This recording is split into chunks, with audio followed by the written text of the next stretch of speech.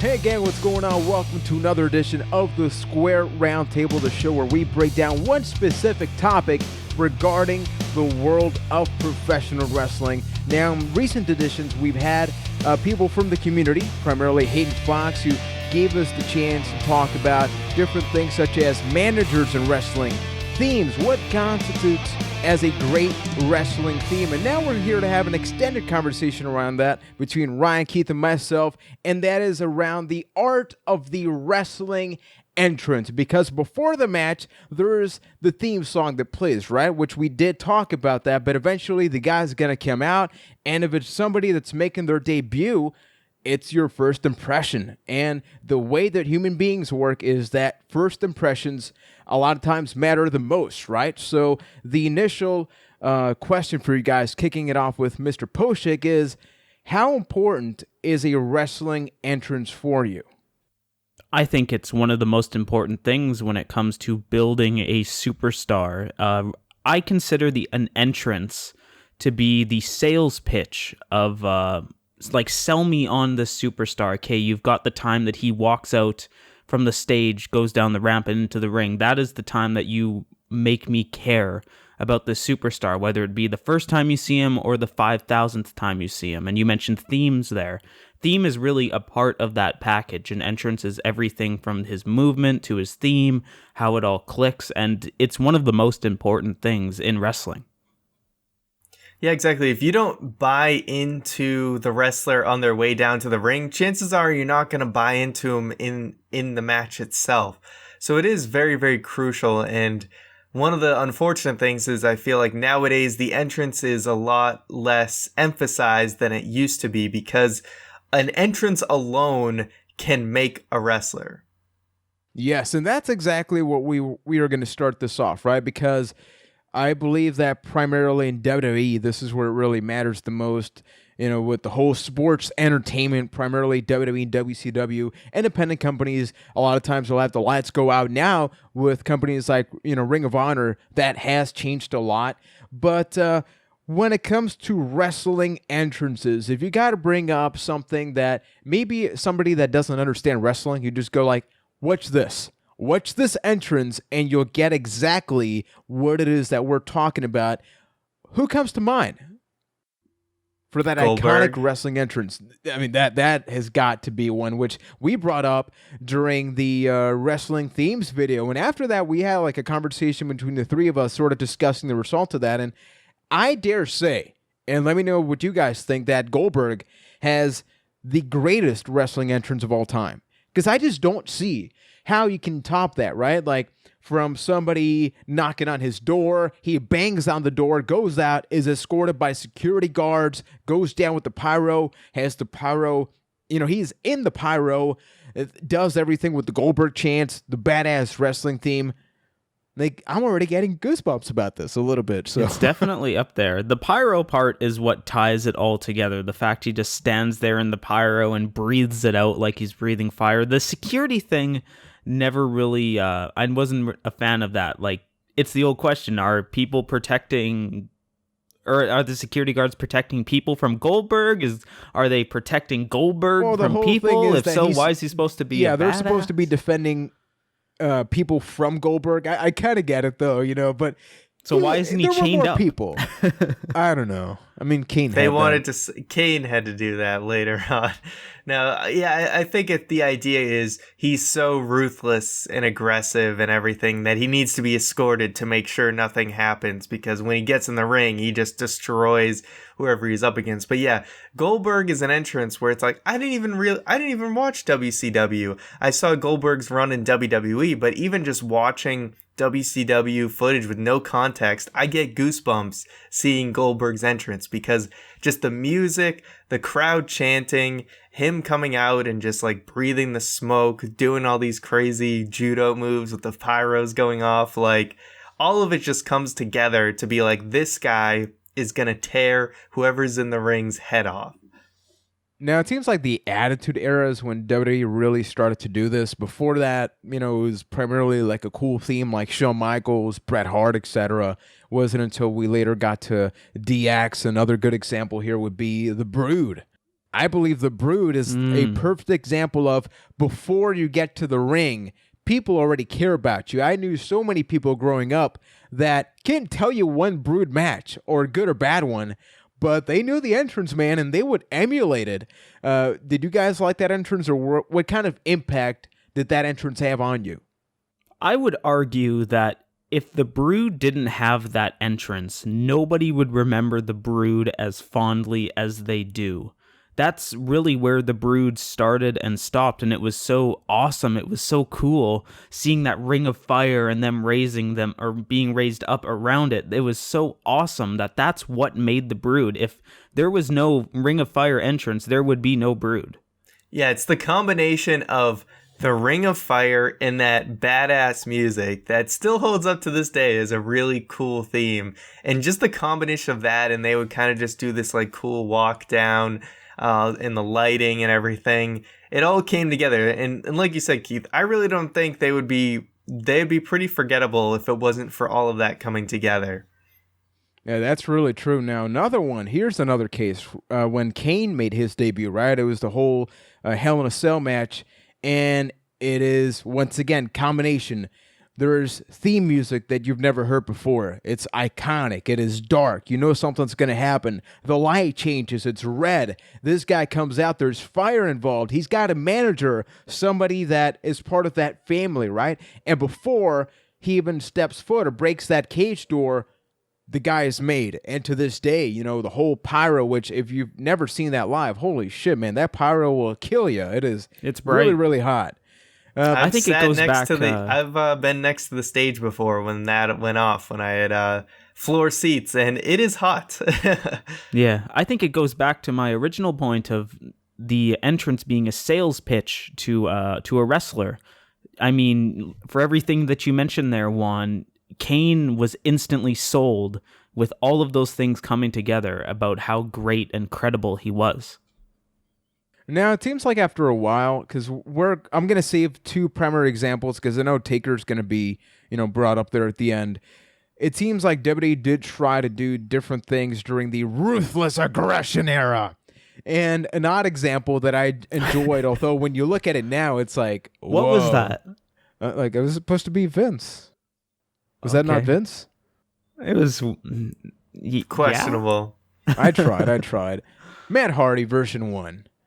I mean, now when you look at it, it's like times have changed, man, because the whole thing was like you were in dial-up, so the entrance was all low quality and pixely. It had the matte facts, and internet was like this cool, hip new thing, right? Now it's perfectly normal.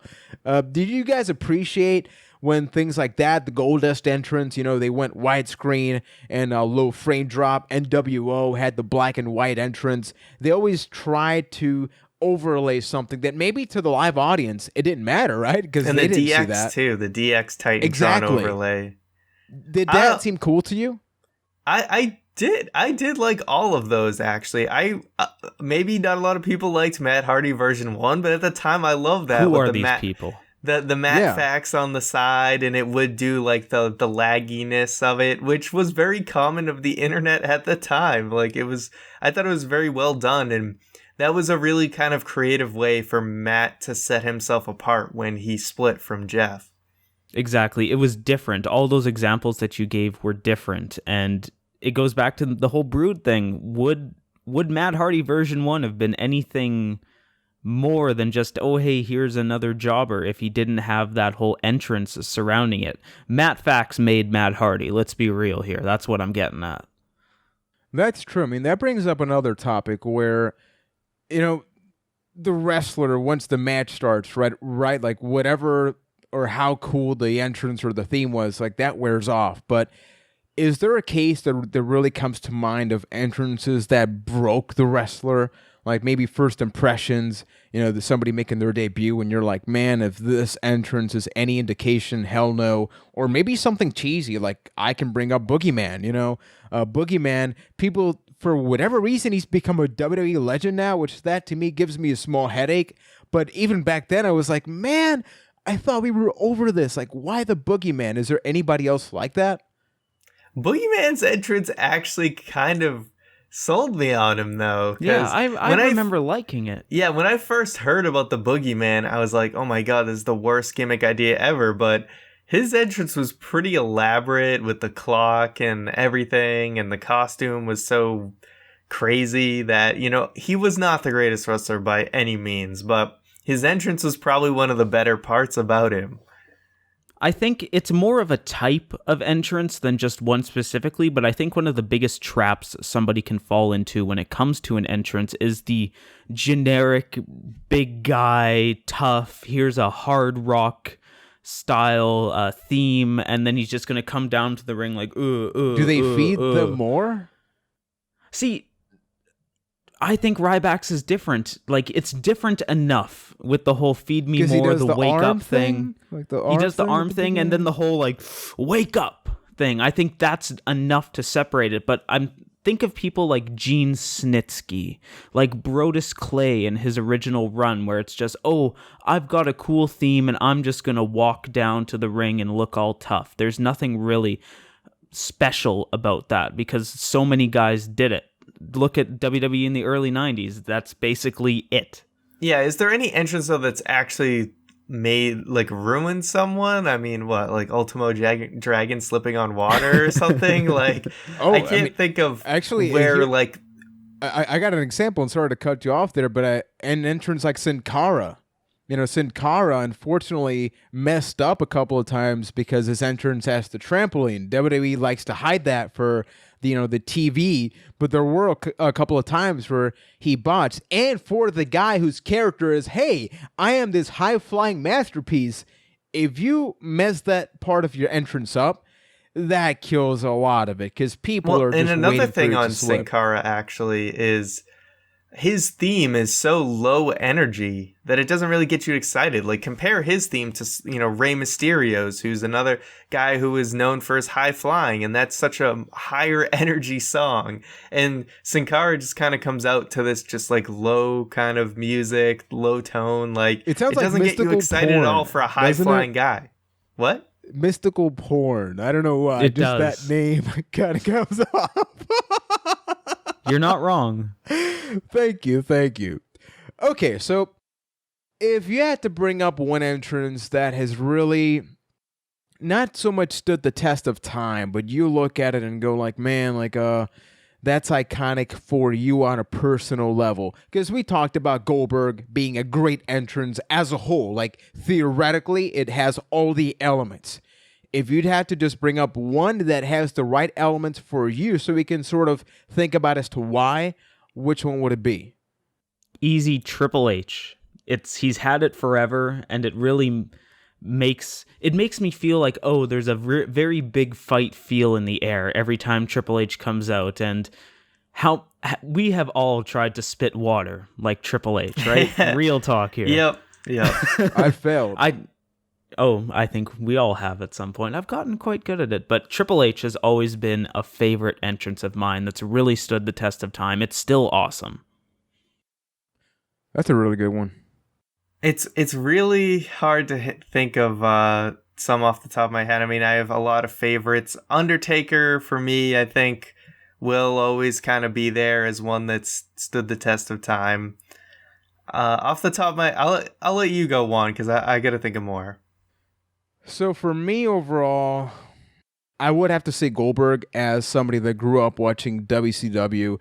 Even though I really didn't care much about a Goldberg match, I thought that was really something. I thought the NWO entrance was really cool. It was simple. For me, I just love it whenever the theme brings a different vibe to the arena. We sort of talked about that there. But I would say that primarily those are it. Because I know that people always like the Stone Cold entrance, but I thought it was it's cool, right? But after a while, like the Four Corners, I kind of go like, man, can you hurry up a little bit? Well, I mean, I think Steve Austin's entrance, it fit his character. It doesn't need to be elaborate. It's just for who Austin was, just, having that badass walk to the ring and then just going up to all the turnbuckles with the middle fingers, like, that is Austin. It wouldn't make sense for Austin to have an entrance like anyone else. And I think that's another key element, is your entrance really has to suit your character. I think when talking about standing the test of time, I would put Hulk Hogan's entrance in that as well, especially the in-ring poses that he did. Like, everybody knows what I mean when I say the Hulk Hogan poses. So the fact that people can still remember it today, all these years later, I would say makes it iconic. Is that an issue that's been, a problem of current times in wrestling? Because, like, back in the day, everybody had something, right? When you think about Ultimate Warrior, I don't have to do the motion for you to know what you got to do. DX, Goldberg, Stone Cold, The Rock, Triple H, all of those guys has that key thing. Now, nowadays, there are some people that do that, like Finn Balor, for example, who is somebody that has technically two entrances. He has the one where he's not painted up. He's not the demon, and he just comes out with the jacket. He has the other one where, he does have that full... Come on now. He does have that whole get-up, and he does have the poses. Do you think that the larger portion of today's WWE is missing that entrance, and they just come out to cool music? I think you said it right there. The large portion of the roster is missing an entrance, period, because 80% of the time it gets cut off on TV. I mean, that's a huge issue. I think it was bad for a long time, but we are getting better, especially as people from NXT start coming up more and more. Baron Corbin, I think, an entrance is all he has, really. The that tic-tac, the lights going entrance. out. yeah, Connect Four. Yeah, I never thought of it like that. Oh my God, that's funny. We ruined it like for you you. mentioned Finn Balor. I think even Kevin Owens, I would say, even though he does kind of have that thing that I was talking about earlier, where it's just big guy, cool music coming down to the ring, Kevin Owens adds his own flair to it enough that it makes it his own. I think we are moving in a direction where entrances start to mean more and more. Yeah, because I think for a long time they've just been not emphasized enough, and they still cut off too many entrances on the show. You have all that TV time, and I think an entrance is important, even if it means taking away from match time, because I think a good entrance really gets people invested in a character. There are some great examples, like the Wyatt family have a good entrance. As Juan said, Finn Balor, AJ Styles has a pretty cool entrance with the pyro and everything. So there are definitely people who have them, but I feel like most people have a pretty simple entrance. I mean, even Sheamus's entrance is actually really cool now that they've changed it up. It used to be pretty generic, and they put something into it with the whole, it goes dark and everything, and then the light where he's basically a shining beacon of light. Yeah. And of course, I mean, Jericho, that's an entrance that I meant to bring up earlier as always iconic to me, is Jericho's entrance and how he's evolved it over the years.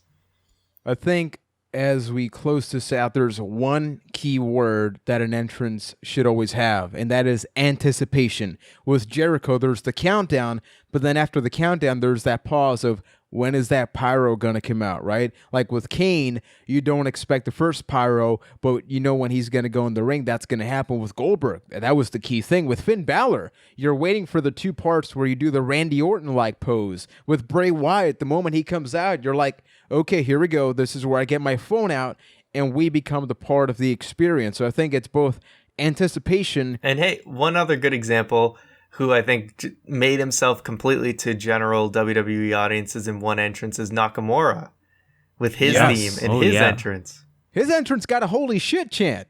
I mean, that's not good. That goes to show something.